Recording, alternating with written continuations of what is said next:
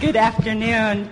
It's a pleasure to be here to introduce a former colleague of mine and a friend, Renee Montagne. Renee spends her weekday mornings with us as host of Morning Edition, which is the most listened to morning magazine on American radio today. Every morning, Renee and her co-host, Steve Inskeep, serve up millions of listeners a hearty mix of international and national news, arts and pop cultural stories and interviews, all under a plate of inspiration. She's a familiar voice on NPR. Since 1980, Montagne has done thousands of stories and interviews for NPR's news magazines. Most recently, she traveled throughout Afghanistan, interviewing farmers and mullahs, women, and even the president of that country about the country's elections. She's done interviews on topics ranging from talking to National Guardsmen on how they celebrate the holidays in Iraq, to Paul McCartney on the old songs. And she's even interviewed her father, Bud Montagne, back in 2001 about his memories on the attack on Pearl Harbor. There's nothing that Renee will not do for her craft, including sing. And a few weeks ago, some of you, I'm sure, caught that piece. She proved that she will go to any length to do whatever it takes when she showed off her singing skills in her rendition of Ain't No Sunshine When She's Gone. Now, this was a piece about new software that helps correct a singer's pitch, for those of you who missed that. Renee has received countless honors and awards for her work over the past 25 years, including the prestigious Alfred I. DuPont Columbia University Award, and she's received recognition from the National Association of Black Journalists and Ohio State University.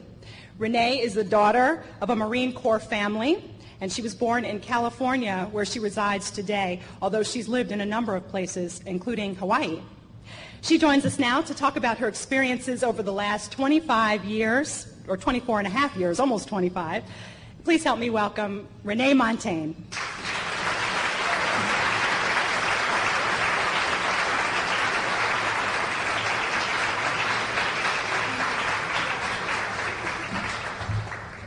I need a step up here, so I don't want to embarrass myself. Yeah. Oh, lovely. I can see the whole room. Well, thank you very much. Thank you, Leah. And, it doesn't get any farther down than singing when you can't sing. I figured, if people still like me after that, I'm like home free. It was a good way to start this new position with Morning Edition, new in a way. Before I get started, though, I also would like to extend my thanks to all the sponsors of this event, and I would just like to say that AirTran, I never fly business class, and this is a huge event for me to be able to, I don't know what table are you, but I just want to thank you so much. It's against the rules at NPR. You'll be happy to know your money is going to better causes than sending the management or the hosts or the reporters or anybody anything above economy, and the cheaper the better, as far as they're concerned. I mean, if I hadn't put my foot down a couple of years ago because I was traveling so much, they would have you stop twice between Los Angeles and D.C. So it's a big treat for me. So thank you. But also, I also would like to thank all of you who are here. You were part of the, from what I understand, I gather the record-breaking, what is wrong with me? I'm sorry. What it's called? Record-breaking, a fundraiser, fall fundraiser, and I'm a subscriber myself, and one of the things that we heard this year were records were being broken around the country in different stations, not just for Morning Edition, I mean for all of the news shows and for the stations. And it is such a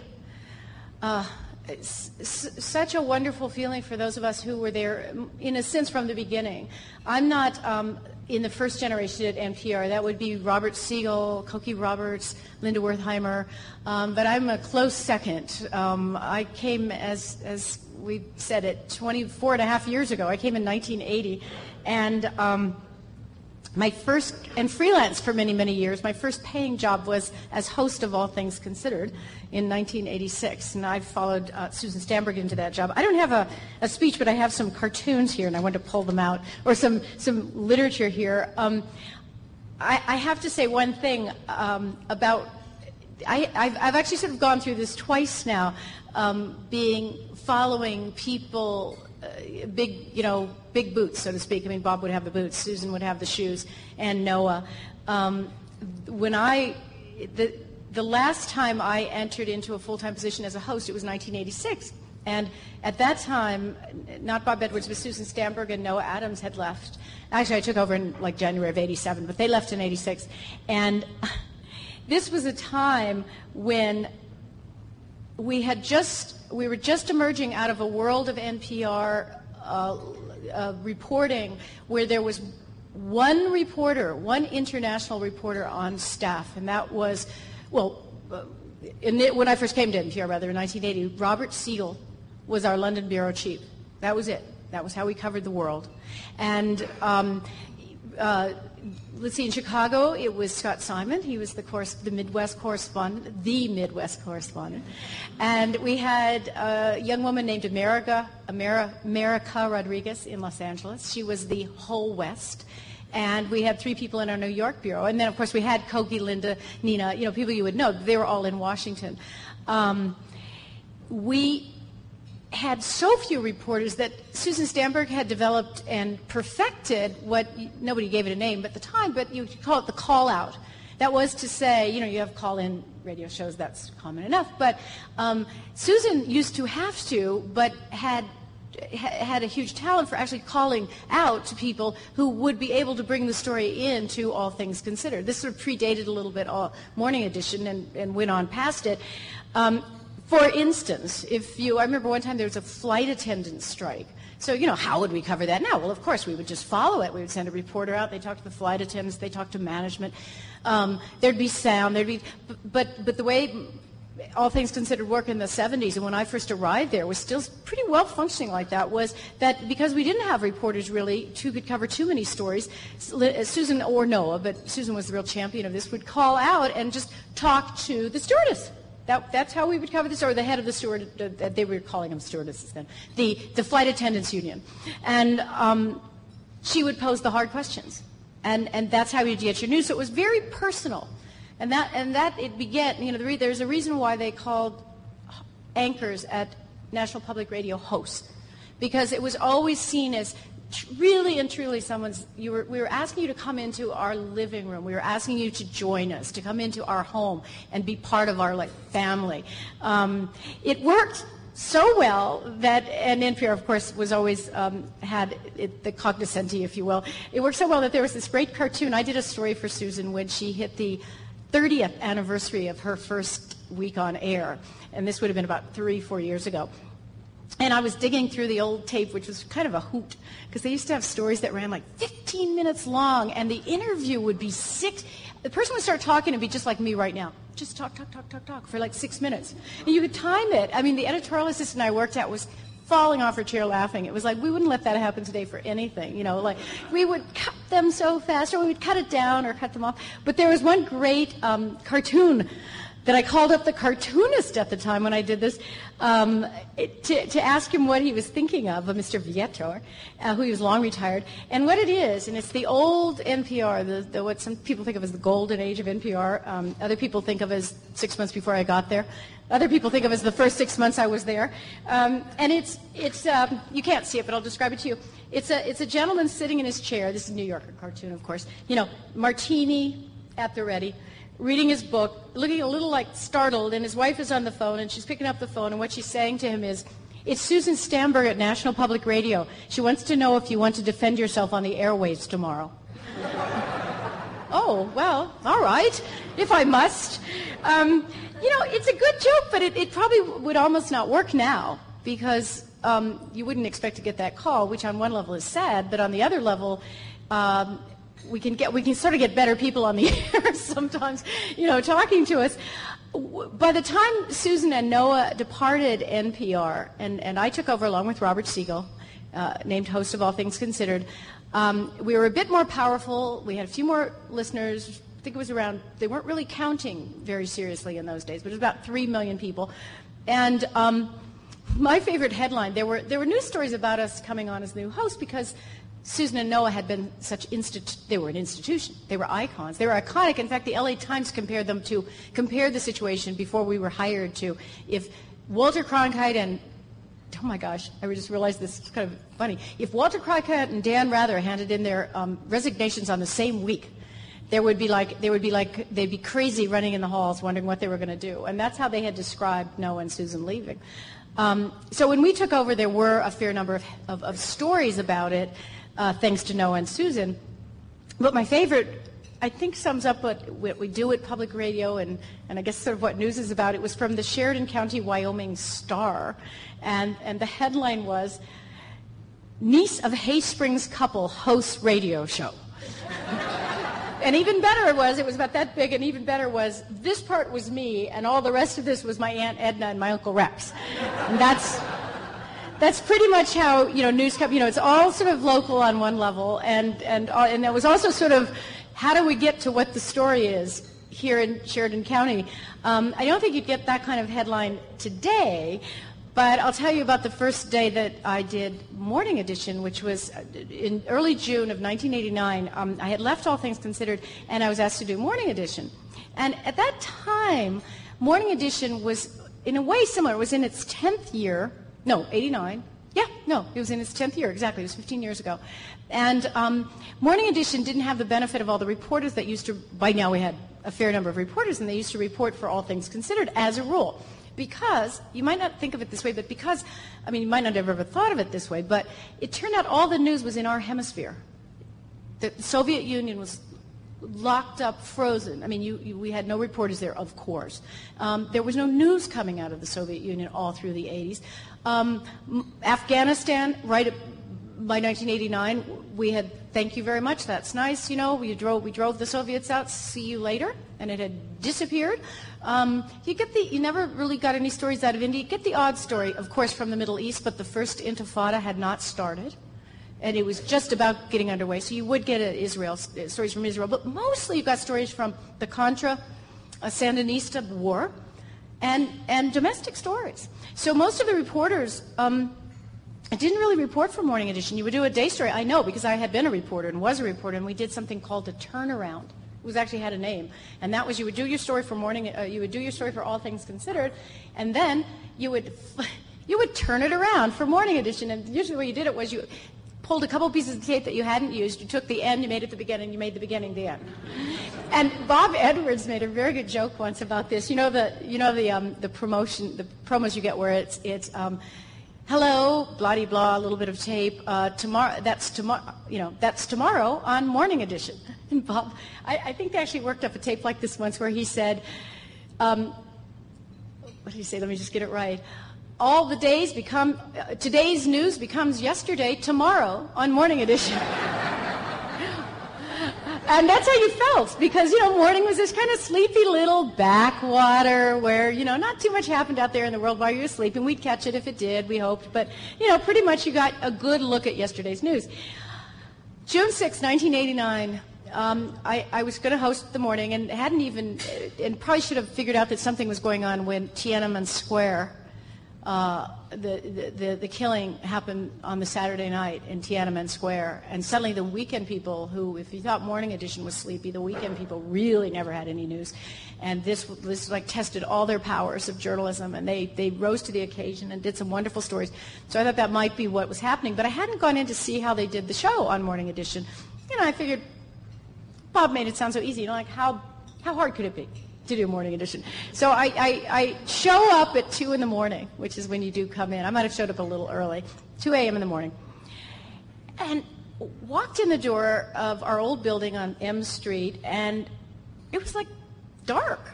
It was just dark, and there were a couple of little special lights, and I had to find your way into the studio area, and I thought, well, who knew?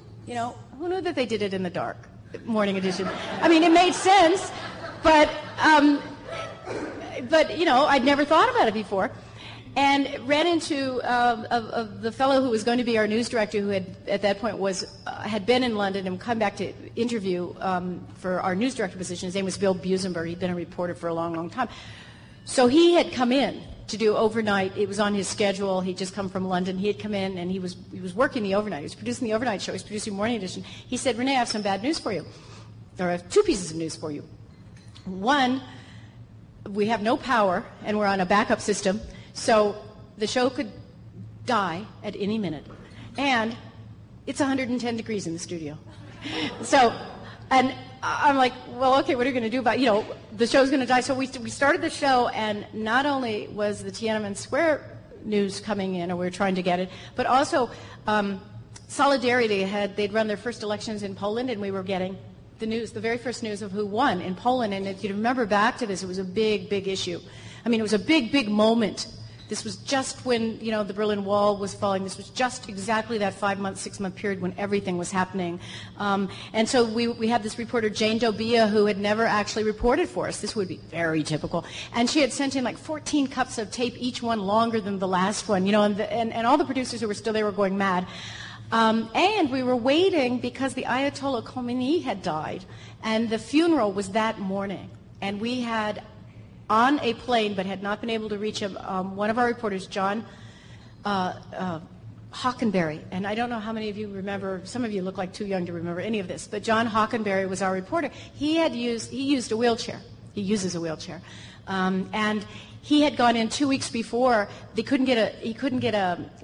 Ayatollah was very ill, he had wanted to go in, and he couldn't get a visa because Iran is very tight even today with its visas. And he had gone in and decided, what the heck, I'm a cowboy. He'd gotten on the plane without a visa, and he'd showed up in Tehran, and they had immediately basically arrested him. I don't know what he thought. That you do get this idea when you're in foreign countries that you're really immune, but he just thought, just as long as I show up. It was actually a little sad. They took his wheelchair away, and for 2 days he just laid on the ground, not knowing what was going to happen to him. And then finally, I'm actually not sure who they ended up negotiating with, of course, because there was no American embassy there. They put him back on his plane and sent him off. Well, somehow he had gotten a visa, but nobody knew what had happened to him. Meantime, I'm walking into the studio, and it's maybe not 110 degrees, but it was like a sauna. And I sat down, and within 15 minutes, I looked like a wet T-shirt contest or something like that. I mean, I was like sweating. And Bill was running in, and I don't know where he found this, but he found a Coke machine that was working. I think it was actually down the street. And he would show up every half an hour, and I would put an ice-cold Coke on my head. And I did the entire newscast with one hand on my head and the other with one hand on my head and the other doing my paperwork. We waited for John to call in. The whole show, we kept bumping, and people were saying, we haven't heard from him. And finally, they ran in, and we'd given up. And they ran in, and I didn't have any copy because there was no copy. And they said, John's on the line, talk to him. We'd already lost Jane Dobia twice. We decided just to call her up, picked up the phone. The line had died. Well, we won't have Jane Dobia. Oops, now she's back. The whole time they thought that the machinery was going to die because of the heat, actually. It wasn't because of the backup generator. But finally, the last 10 minutes of the show, there's John. What had happened was, well, I say, what am I going to say? I say quickly, well, I don't have an intro, I don't have any information. They say, just wing it. Just say it's John, which is pretty much what I did. I just said, the Ayatollah Khomeini is being buried in Tehran today. We have John Hockenberry on the line. Hey, John, tell us what's going on. And he did. He did for 6 minutes without, just like this old day, 6 minutes without stopping. And the story he told was astonishing. 1 million people were in the square. In fact, if anybody remembers this, the Ayatollah's body was a little like the Arafat burial times 10. If you remember the Arafat and where they took the casket or the coffin and it was being carried over their shoulders, this was like 1 million people in this square. And his body had started to fall out. I mean, it was that dramatic and scary and sort of awful. John had got the Iranians, they're all guys, in the crowd to pick up his wheelchair and carry him on their shoulders and the wheelchair behind him so that he could get as close as he possibly could to the scene. And then, this is why he was late. This was his excuse. They had taken him in his wheelchair back to a telephone because, of course, in those days we didn't have cell phones. And he had managed to get onto a telephone, some sort of public telephone, and called us for the last 7 minutes of the show. And the whole time I'm saying, John, because we had a piece, and I'm like, that's nice, John. And he's like, and finally, the last words out of his mouth, I remember him saying, they like us. They really like us. I mean, I was on a Harley Davidson, and this guy was telling us how much he liked America. And I'm like, goodbye. And so I don't know if you noticed, but we have these things called segments, and boy, when they're done and they go back to our local stations, you cut people off right in the middle if they're live. And it was like, thank you, John Hockenberry, goodbye. That sort of thing was such a shock to everyone's system on Morning Edition. That sort of thing feels like it happens every day now. That's how much news and our show has changed. If not literally every day, you know it's going to happen at least once a week. Some version of a rat ate through a cable. That's how come the paper went out. So we're not expecting rats to eat through the cables. I mean, we feel pretty confident about the technology, but even that, we have a West Coast. It's NPR West, where I work out of now in Los Angeles. It's a West Coast facility. One of the reasons that got up and running as quickly as it is, because they could have easily waited another year or two, was the notion that we would have two facilities on opposite sides of the country because of what we've been through since September 11th. And the sort of issues that have come up about sabotage, about the network actually in some way, shape, or form going off the air. And there's a backup plan, of course, a big one, about I'll take over actually as it comes. But if we can't broadcast out of there, it just goes straight to LA. And then there's a reverse plan, of course, too. But that feels like it happens every single week now, some version of that, or sometimes 5 days for a week, and then we have a breathing space between September 11th, backing up to the 2000 elections, backing up and then moving forward to everything that passed after September 11th, obviously the war. This election, which turned out to be, done in a day, but sort of who knew? I mean, we had a big plan for that too. Sad to say, but a fact, starting really with the Gulf War, which doubled our listenership just about, which at that time was only like for the main shows like 3 million people, and so it was easy enough to double. Whenever there is a big and often terrible news event, NPR gains listeners, and so does everyone else. Certainly cable has benefited in a way from this. The difference, and this is quite verifiable, is NPR keeps its listeners.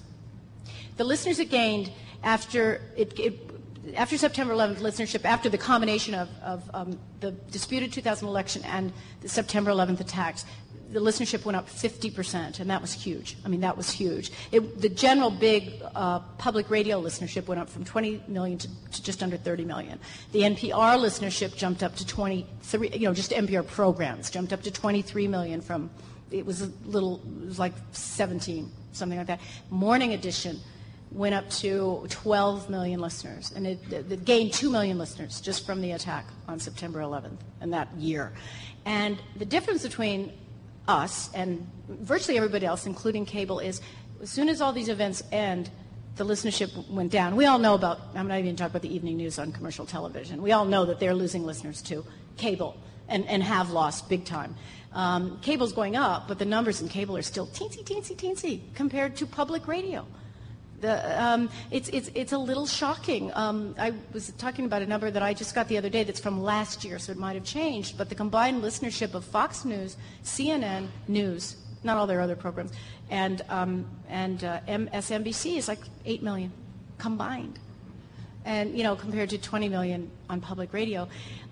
We keep our listeners, and have. It's never gone down. It's just gone straight or up, straight or up, straight or up, and to my mind, there's a really simple answer to that, and I know that every time I turn it on, every time I talk to my neighbors, every time I'm a listener, I'm a subscriber to 2 stations in my own market, and every time I come to listeners, and I talk to more and more and more of them as time goes by, and that's that there is a massive number of people out there who are hungry for serious information and for balanced and in-depth news and features and stories and slices of life and looking into the behind the scenes on things and analysis, and they want it straight, and they want it in a calm and serious manner, and where we used to be a well-kept secret, something that would merit a really sweet joke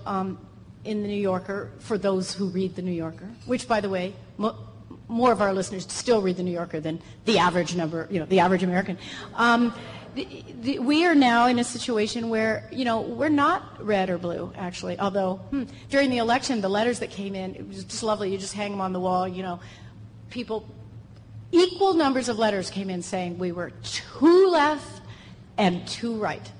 They worked it out. It's just about equal, especially through our ombudsman and whatnot. It was like we're doing something right. Angry letters about us being too left and too right. I think what people want and what I see myself doing, what I see us doing, what I see myself doing every day, no matter what the story is, whether it's, what I did last week, Sylvia Plath's daughter. I spoke with Sylvia Plath's daughter about what it meant to be this baby when her mother committed suicide, and, given the side of her mother, the poet, Sylvia Plath, that would be the mother side that we would never, of course, hear about. Whether it's that or talking to Newt Gingrich, bringing him on, seeing what he has to say, which we did last week. And with one exception, and that would be when I sang that time on that story, I see what we do as being an attempt to reconcile the dissonance of this world around us and bring it into some sort of perspective and some sort of,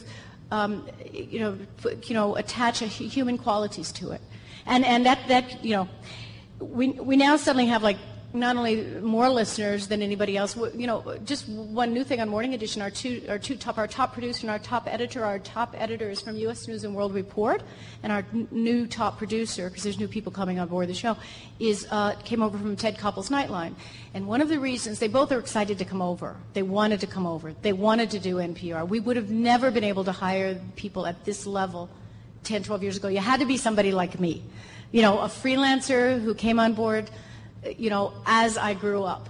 Cokie, of course. I don't mean that. I just mean we were not in a position to pull people over at very high jobs in other media. Certainly not. It wasn't coming from ABC to us, with the brilliant exception of Annie Garrels, who came from ABC to us back in the 80s. But it was always the other direction. Are people going to ABC? Are people going to CBS? And one of the reasons they came over, though, one small part of that was both the U.S. News and World Report and Nightline are really questionable entities, whether they'll be around in 2 years. I mean, we know Ted Koppel's retiring. That's a special thing. But we also know what happened 2 years ago with, they were going to replace him with, late night with David Letterman. So even if he didn't want to retire. U.S. News and World Report, it's depressing, is what Bruce says, working there. Because to feel like you do your best work and nobody reads it. And NPR and public radio generally is just growing and growing and growing. Thanks, by the way, to everyone in this room. But I'll tell you one really quick thing about yourselves, and I just think it's just amusing. It's not just a lot of people listening, and more every day, but the quality of people. And this is a sort of audience that commercial broadcasting wouldn't just die for, they'd just about kill for, which is 2/3 of NPR listeners have at least a college degree, compared to the national figure of 22%. The median household income is about, which in a way is an issue, by the way, but I'll still say it, is about twice what the average median household income is. And of course that's an issue for the obvious reason. This should not be an elite organization, and it isn't, but I don't feel, but there it is. 53% bought wine in the last year versus 33% of the regular population.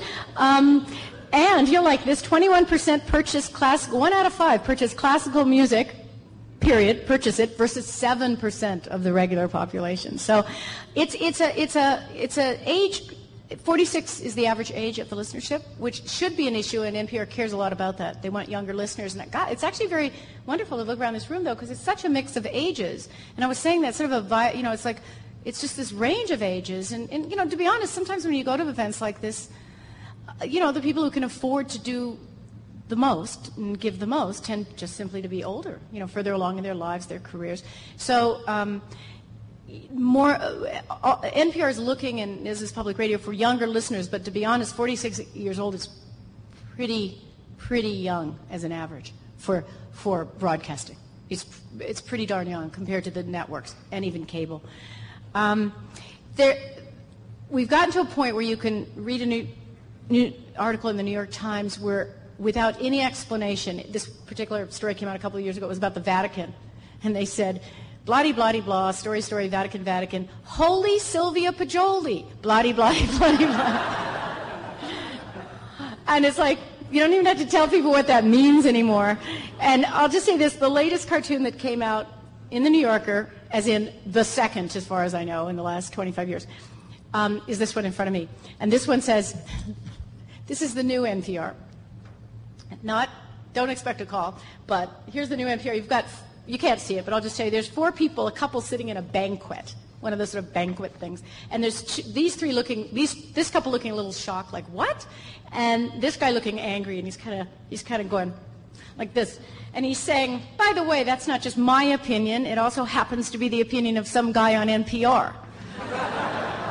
So there we are, which I would just like to say brings me to my last thought, and then I'll answer questions if we have time, which is this. Could be an issue. I mean, when some guy in NPR can trump just about any argument, that's a good thing, and I guess it's a bad thing. And when I speak about our valuable audience, to me it comes back to something. I'll take us all the way back to the beginning. 1971, and WABE joined NPR that first year, 1971, as I've always understood it. Correct me if I'm wrong. I mean, obviously, it's a much older station. It goes back to the 40s. As many stations, it was an educational station. This is very common. But when NPR became NPR in 1971, a whole group of stations came together to say what they wanted out of this great experiment in public radio, great national experiment in public radio that had never happened in this country before. And they sat down. Susan Stamberg tells the story. They sat down on the floor, which sounds very hippie-ish, but actually it's because they didn't have any chairs. But they sat around and discussed all the visions that they had. And it was put to really a visionary himself, a broadcaster from Minnesota. His name is Bill Siemering, and he's kind of an important person in the history of NPR, to come up with a founding document, if you will, of founding principles. And I'd just like to leave you, because I think it's a time of change. It's a time of, we're prospering.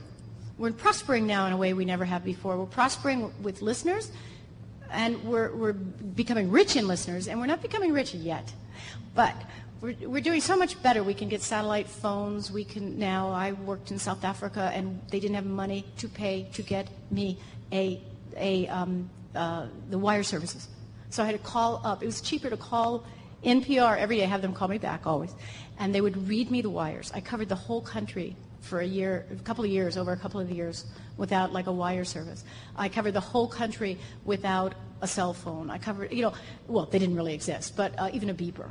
I had to go down the street to a fax machine store, which was a big news in South Africa at that time. They suddenly had 10 fax machine stores. And I had to make long-distance phone calls sometimes from phones that you could pay for because the phone in my house was so expensive.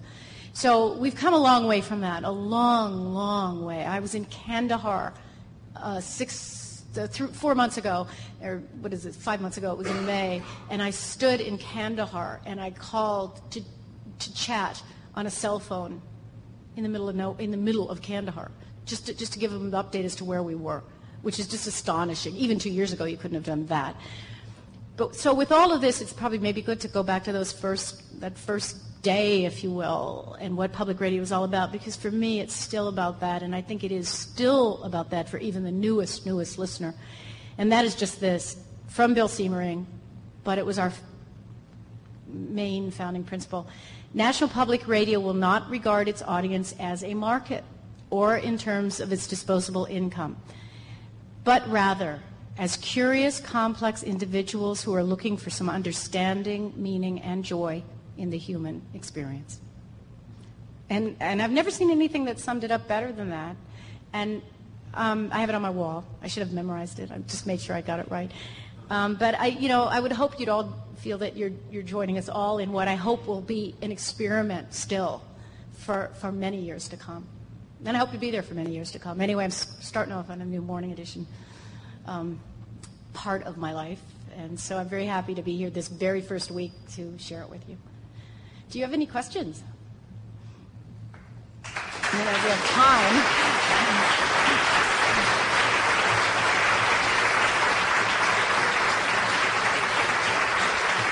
Yes, no? Oh, there's a mic. Perfect. I don't even think I was on mic most of it. You all heard me, though, right?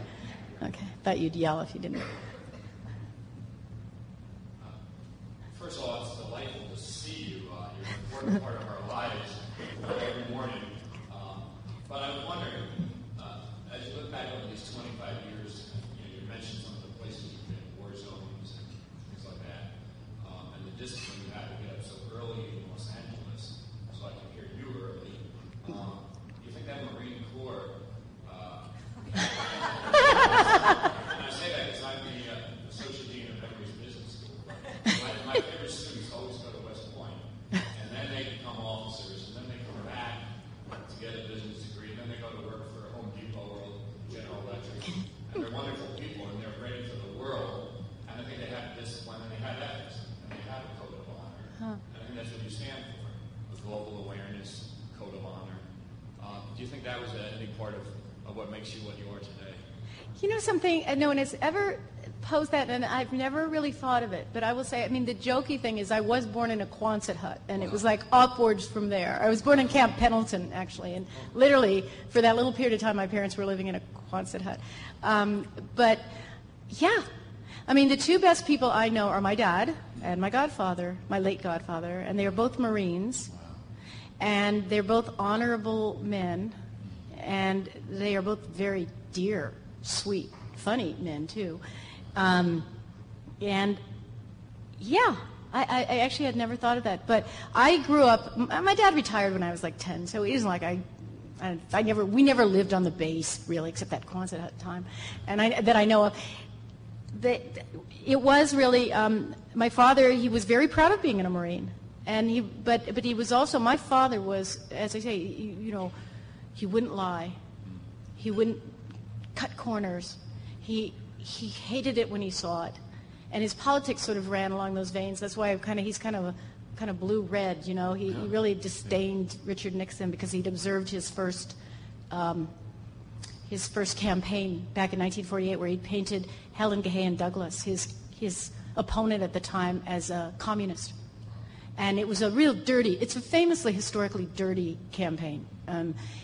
On the other hand, and he loved Barry Goldwater because he viewed him as an honorable man. Now, where are the politics in that? I mean, he voted for him. So his criterion have always included, or his criterion has always been that. So I never thought of that, but I think that's actually true. Anyway, not to push the Marine Corps too much, because I wasn't raised there. That's a big part of it. Well, one of my closest friends is Perry Smith, who brought all of us to Gulf War on CNN, and he stands for a lot of principle. And I think we can learn a lot from people like that. But I do want to say, being inspired by you, we're going to take out more ads, I think, for our executive MBAs, especially inspired that you're reaching an audience with twice the disposable income. So the business will work. Yeah, we can use it somehow or other without direct. You might be able to shout. You want to try shouting? Can everybody? I'm not even sure this is a question, but something you said has sort of created a disconnect for me, that NPR has got this huge audience compared to those other three entities all put together, which is very wonderful to hear and encouraging, but it's also puzzling. There's so many people in this country who are listening to NPR, and I assume informed. How do we explain what happened in the election?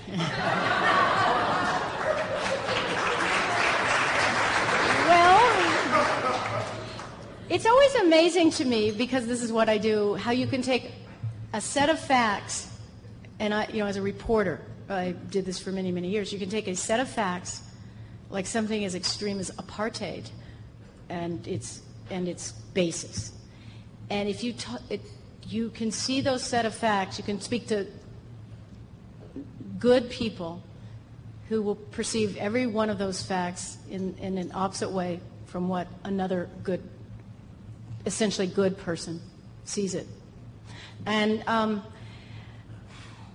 people we all know now that sort of values issue exit polls were pretty bogus. I mean, it was one of these closed-end questions where you didn't have much to choose from if you were Republican, and if you where you had about 7 questions and 5 of them worked for Democrats. You could split your vote, so to speak. If you were a Republican, you would probably say values because you weren't against the war. But you could look at the war, and, speaking of my dad, one last thing real quick. I mean, he was really against the Vietnam War, so, what fun was that? And nobody to argue with, when you were a kid, in high school or whatever. He was really against it. And it must is because it was stupidly badly done, and it was murky, and it kept going when it didn't need to. And he said you could get out tomorrow if you're the president. You can walk away. I think I know this for sure. People see these facts in a different way, and that doesn't take away from them thinking. Now, there is a thing about NPR that you do know this, of course, that they've done studies, and they've found that people who watched public TV and listened to public radio were much more highly informed. I mean, I'm sorry I didn't bring this with me, but there's a few questions that stayed, where people stayed not getting the truth. They stuck with the lie, one of them being that the hijackers were Iraqi. And of course, the hijackers none of them were Iraqi. But many people believed that for a long time. Like if you do a general study, you got about 50% of America at one point believed it. Very recently, at one point, 75%.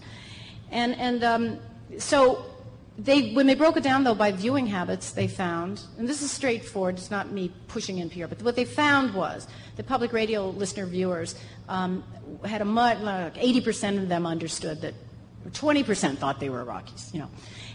With Fox News, it was way up there with 70% thought they were Iraqi. And I winced a little because I'm not here to trash, Fox News.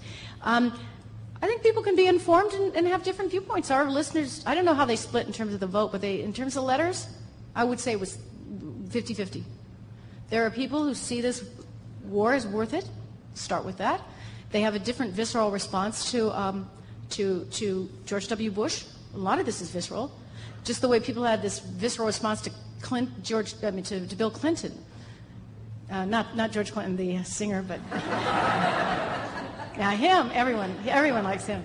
But Bill Clinton and the a whole layer of Republicans couldn't stand him. And you think if you like him, okay. You think why? What's wrong with him? So I don't think it's about information.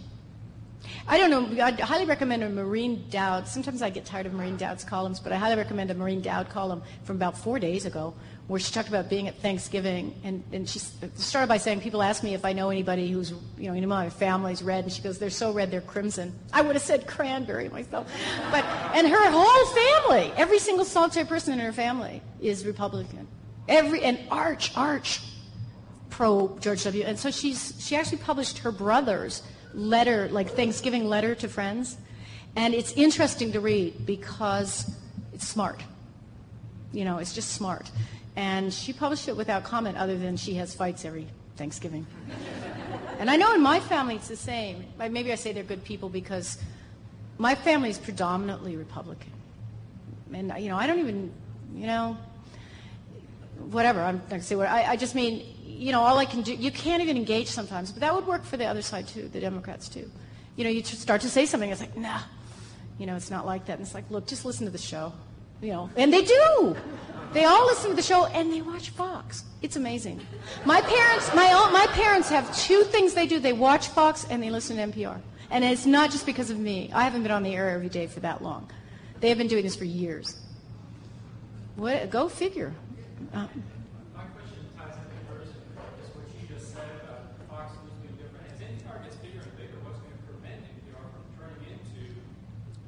Media because you're going to rely more on corporate sponsorship. You're going to get bigger and need to get bigger people.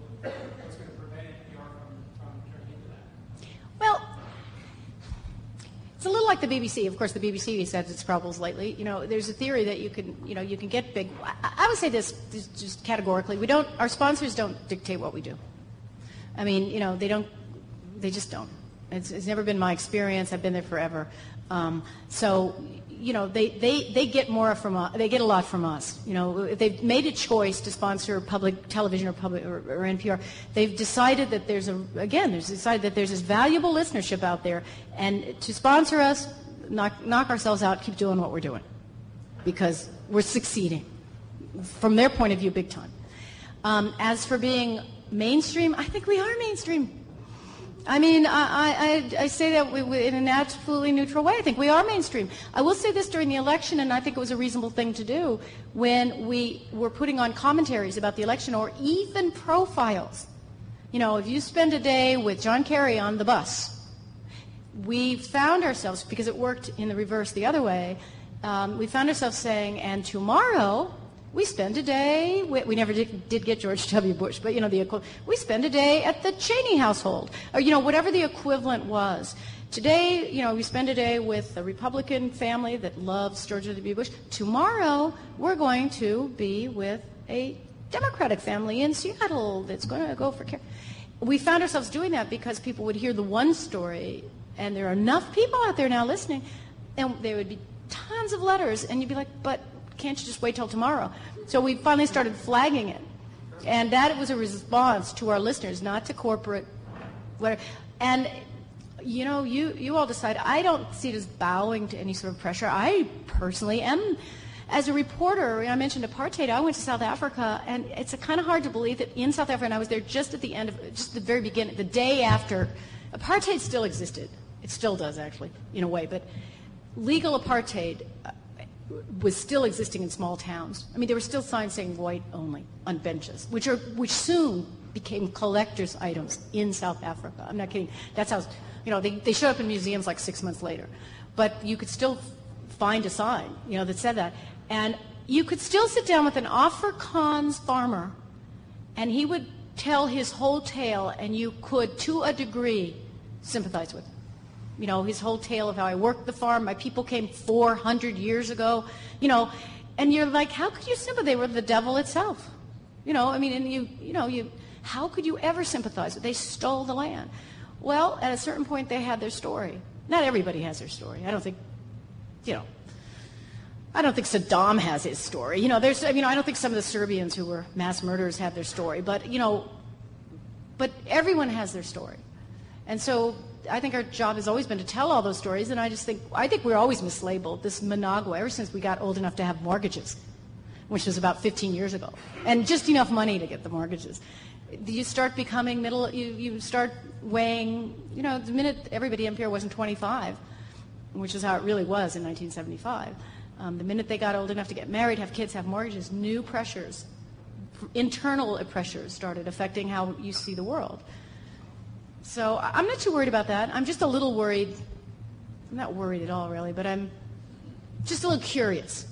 I mean, you lose some of that edginess that, you know, you still see programs like Democracy Now! When you do that or something. Yeah. Well, it is, and those shows exist.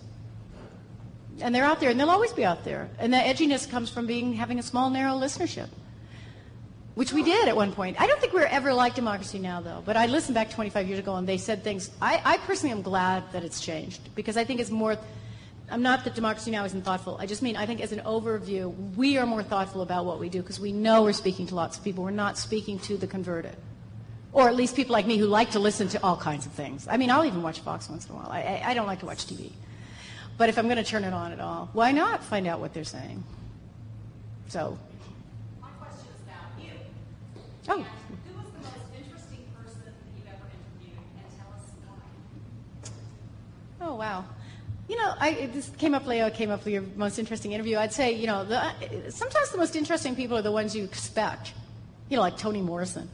You know, they're interesting for a reason. You know, and Nelson Mandela, no question about it. I mean, I used to interview him kind of casually a lot. So, and he's fascinating. But I have to say, I couldn't actually name always the most interesting people. There isn't one. I'll keep it simple on that. People who have touched me and I find interesting, I find a lot of people I interview interesting. As a reporter, I do that less and less as a host now, but in that people often come to you when you're doing a story about them, or more often about something that has happened to them or around them, and they come to you the way someone might come to an analyst. You know, they come to you at a time when they are ready, usually because of the event, to say something profound about themselves.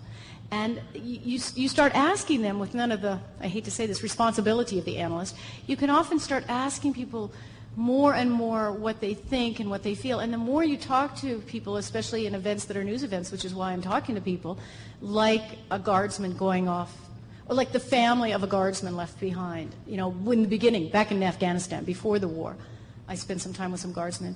And people tell you the most astonishing things. They can sometimes be so poetic. I mean, and you end up pulling that one piece of tape. And because mostly I enter into people's lives not just on the average day. And I'm speaking to them not just about the average thing. So I would be very hard-pressed. I would say just as a large thing, you know, I can remember thinking, oh, Paul McCartney was going to be a bore, honestly. Even though, woo, Beatles, you know, but I was like, oh, do I really have to, you know? I mean, doesn't he said everything he has to say? And he turned out to be completely interesting. So I'm even a little surprised. You think people have they've been interviewed too much.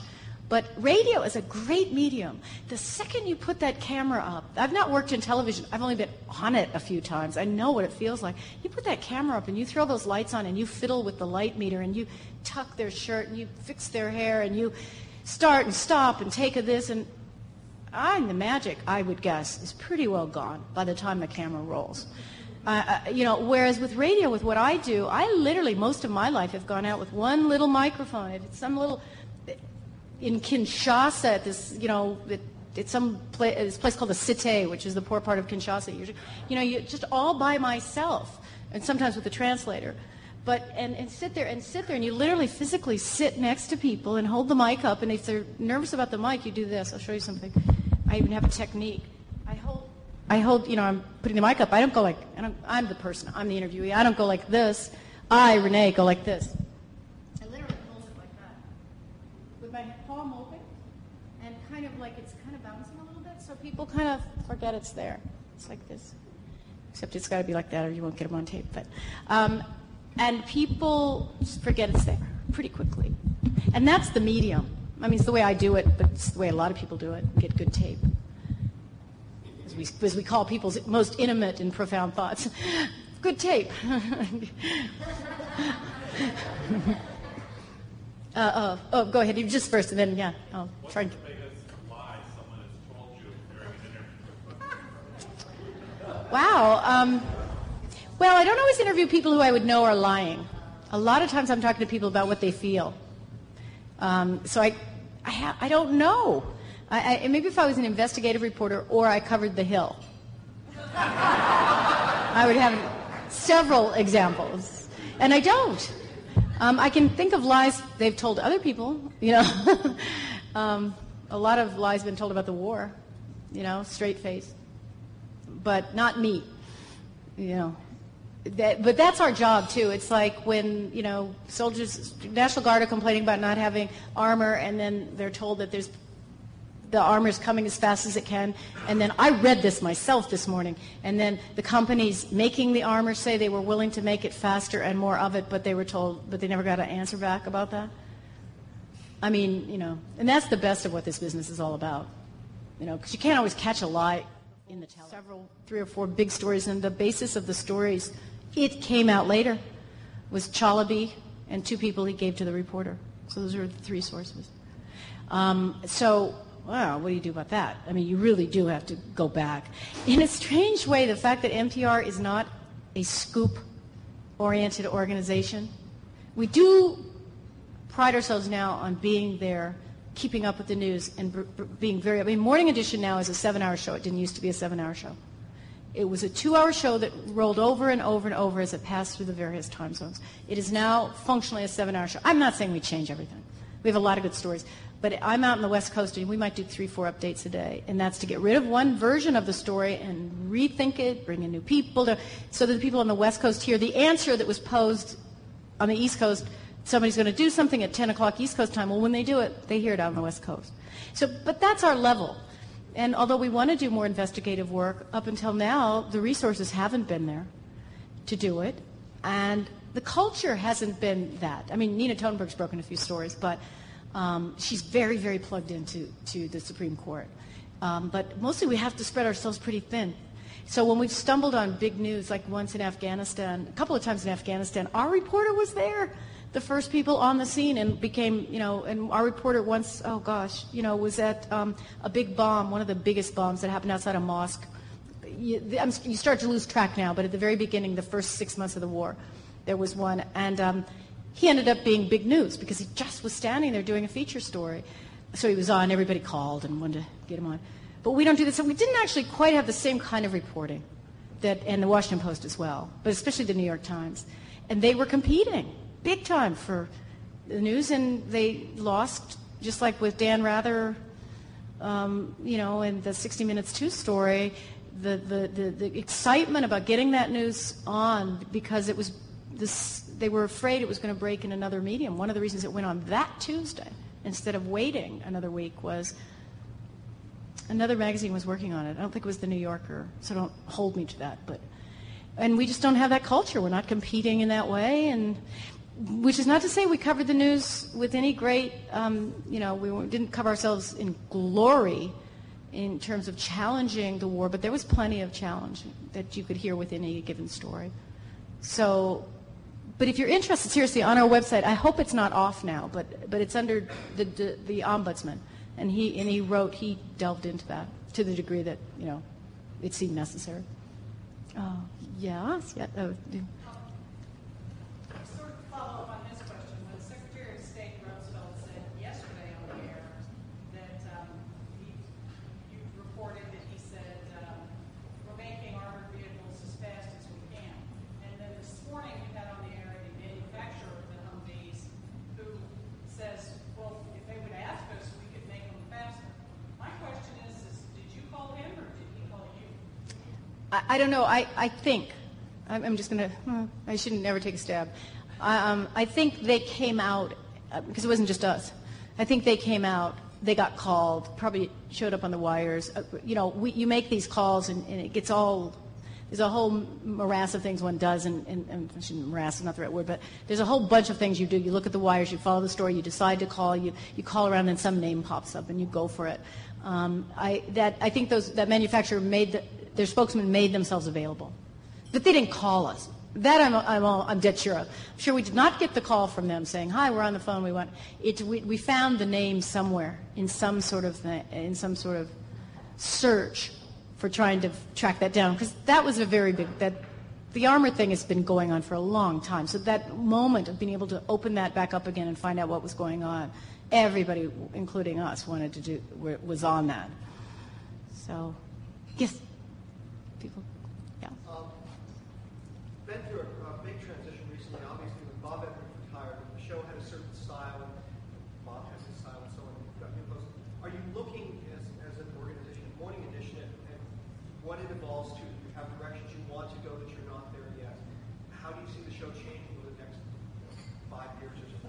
Well, definitely we're not there yet, and definitely there's a direction. And the notion is the couple of things that were necessary. The show became such a such a changing show that it was virtually impossible to have one person do the show. And that was very badly communicated. I'll just say that one thing. Extremely badly communicated. And even apparently internally with the people involved. As in, this really can't go on like this, in this way. But yeah, the idea with the two of us, the idea with Steve and I and with me, is that we will continue, what we're bringing to the show, how this plays out precisely in the sound of the show, what we're bringing to the show is years and years of experience out in the field, which, if you've been in the studio, you can't be both, you can't have brought that so the notion would be that we're pretty quick, we function more as editorial, in an editorial capacity. Something happens in Iraq, and Steve has an awfully lot to say about it because he covered Iraq. He's been there twice, or Afghanistan, or I've covered the region. So we choose a lot of our own interviews to do and a lot of our own stories to do now in a way that it didn't used to happen on the show. The show was driven by it was editorially driven, with the exception of features. It was just the editors would go to meetings and they would come back from the meetings. They say, we have this piece, and how about doing interviews on this, this, and this. Now it's like we have a meeting that never existed before, an editorial meeting that never exists. Shocking, but true. We never had a morning edition editorial meeting, partly because it's a 24-hour show. It's very hard to do. But it's at 9 in the morning, 6 my time, I might say, which is, I'm already up and at 'em, of course, because I start my day at 11:30 the night before. The show starts at 2 a.m. West Coast time. And, I think we're looking for kind of what you've heard, only better. I mean, I don't think we came fully polished by any stretch. It's like it's something to be creating a new kind of sound. The sound isn't supposed to be that different. It's still a morning show. It's still a show that's very radio's still an intimate medium, and it's still a show that is NPR, not what is it? The zoo, the morning zoo. I mean, there was a couple of editorial cartoons along those lines, like now the deluge. It's the morning zoo. It's still, we know what the show is. It's still a serious show. It's a show that's not supposed to shock you out of bed. It's supposed to be there with you when you're trying to have a kind of ease into the world. So, but the idea is to be able for us to be out in the world doing reporting, bringing that reporting back as your host, and in some sense, leaving the building and bringing the world back to the show as much as was always been the case, which is just inviting you into the show as listeners. That sounds kind of vague, but it's concrete in the sense I'm going back to Afghanistan in the late spring. Steve's having a baby in January, so he thinks he's going to Iraq, but we're going to see what his wife says about that. He hasn't quite got that it's a baby, it's his first. So he wants to go back to Iraq, but if not Iraq, someplace. We went out and talked to voters, swing state voters. The idea was, we have great reporters doing that every day. But the idea was, we need to do that. As much for the listeners knowing that we know who those people are, and for us. I mean, for me to spend 3 days in Wisconsin, I hardly know Wisconsinites. But on the other hand, I feel like I had a feeling for what was going on out there that you just plain don't get in a dark studio. I have experience with this. I didn't want to be a host when I worked for All Things Considered. I mean, it was such a big deal to be named as the host of All Things Considered for the public radio system with Robert Siegel. And I never, except for Robert, who's hysterically funny, I loved every minute of the 90 minutes we were in the studio, but I never enjoyed any of the rest of it. Because I always felt like I was missing the world. I was just this huge world out there, moving along, history happening. And I was walking into a studio every day, getting up every morning and going to the job. I don't feel that way anymore, partly, I'll just say real quick, partly because of the way they want us to be out, partly because I've done 15 more years of that. So I don't feel that way anymore. But how it would sound, well, hopefully it'll sound comfortable. And I'll say one last thing on this. One thing about radio, again, is in this medium is that, people, who knows, will they warm up? Will they warm up to us as a team? You hope so, but it's a time thing.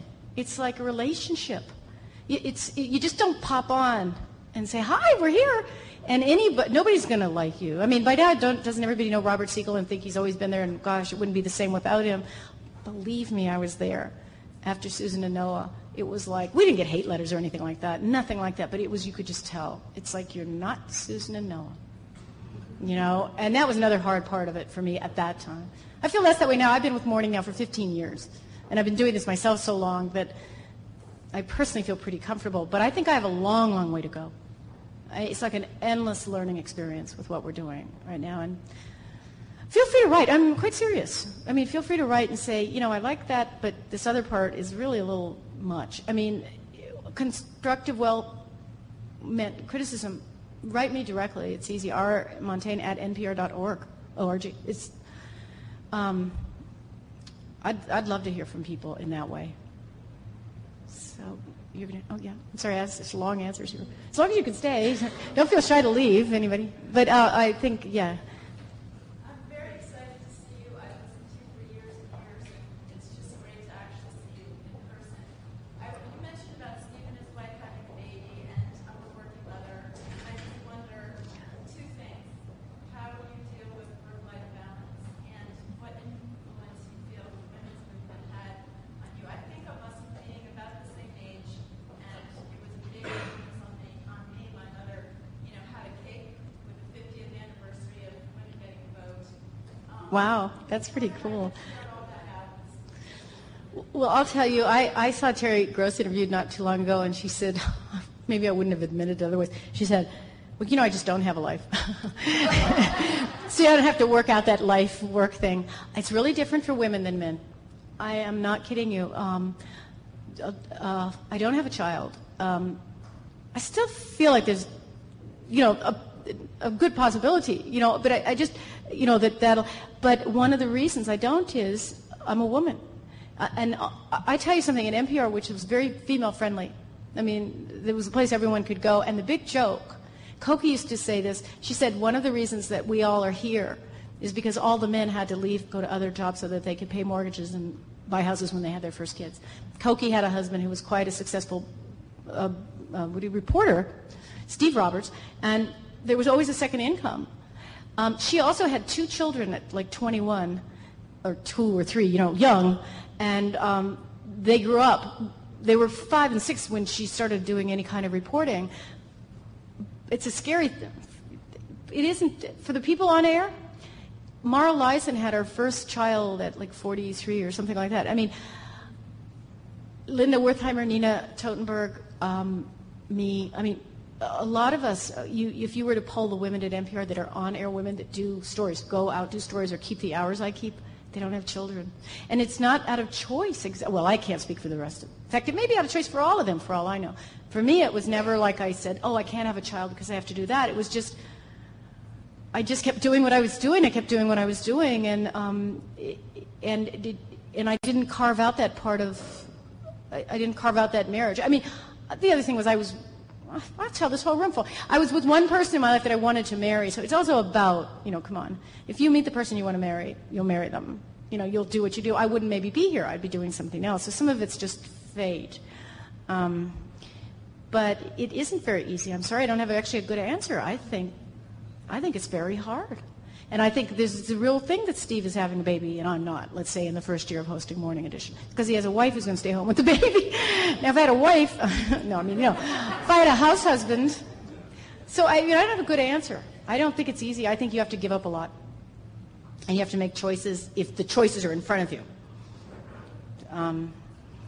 Yes? To speak to a different thing about family, you guys have been on the air long enough that there are 2 generations listening. My kids have grown up and seen the car, and it's a delight to me when my kids say, hold, Mom, I can't go in, I need to give you a new story. They do? That's so exciting. Serious. Really, really probably wants to be either a justice or Nina Totenberg when he grows up. But I'm wondering, knowing that you've got a second generation and maybe even the third generation, in fact, my son, I don't know if you remember this letter a long time ago, there was a letter that was read about how they listened to it so much that their toddler would come in and yell, I'm Renee Montagne. Not seriously, that wasn't your letter. That wasn't my letter, no, but we laughed. Robert read it, I can remember, and he goes, how did they know about the arm part? I'm Renee Montagne. That is so exciting.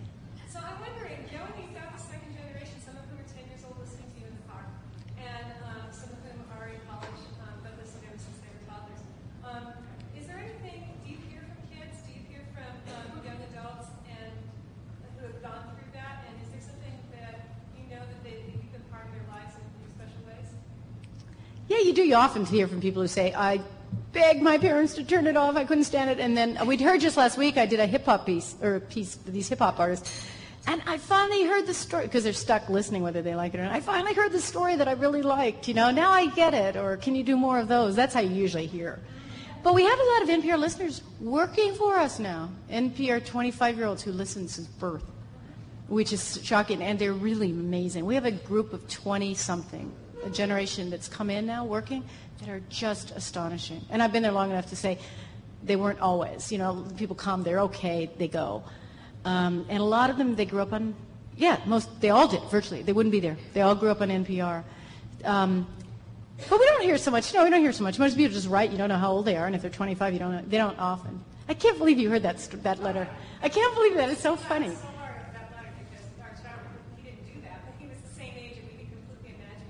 Going, I'm Renee Montagne, yeah. I can't, and Robert said I cracked up. How did you get the arm part? That was radio when you never saw, so for all you knew, I was going, I'm Renee Montagne, every time. I guess I better leave.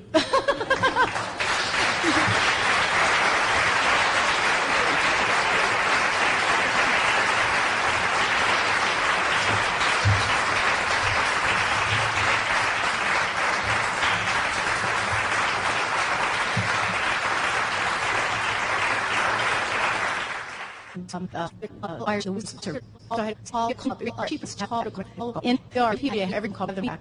Oh, would and they didn't read why the records. The Harvard Hockenberry for year, you've cut year, fully work over the year, with that, like, about layers wide. I heard the Hockenberry without that, self, I don't really didn't see, but